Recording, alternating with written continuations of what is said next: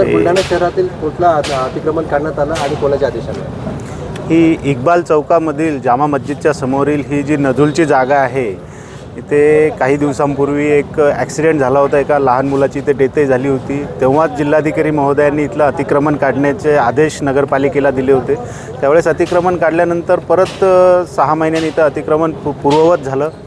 परत इथं काही तक्रारी आल्या, त्यानुसार पोलीस प्रशासनाच्या सहाय्याने त्यांच्या पूर्ण बंदोबस्तामध्ये नगरपालिकेद्वारे हे पूर्ण जामा मस्जिद समोरील अतिक्रमण काढण्याची कार्यवाही सकाळपासून सुरू आहे. अतिशय म्हणजे 9 मीटरचे रस्ते इथले हे 3-3, 4-4 मीटरचे रस्ते अतिक्रमण करून केलेले आहेत. ही सर्व कार्यवाही आज दिवसभर सुरू राहणार. पूर्ण अतिक्रमण काढल्या जाणार आणि नजुलची जागा आहे तर मान्य जिल्हाधिकाऱ्यांच्या आदेशान्वये हे अतिक्रमण काढण्याची कार्यवाही सुरू आहे. यात किती अतिक्रमण आहे? इथे साधारणतः 45 ते 50 दुकानांचे पक्के अतिक्रमण होते, ते पूर्ण काढण्याची कार्यवाही नगरपालिका करत आहे. या जागेवरती फिनिशिंग करणार आहे का आपण?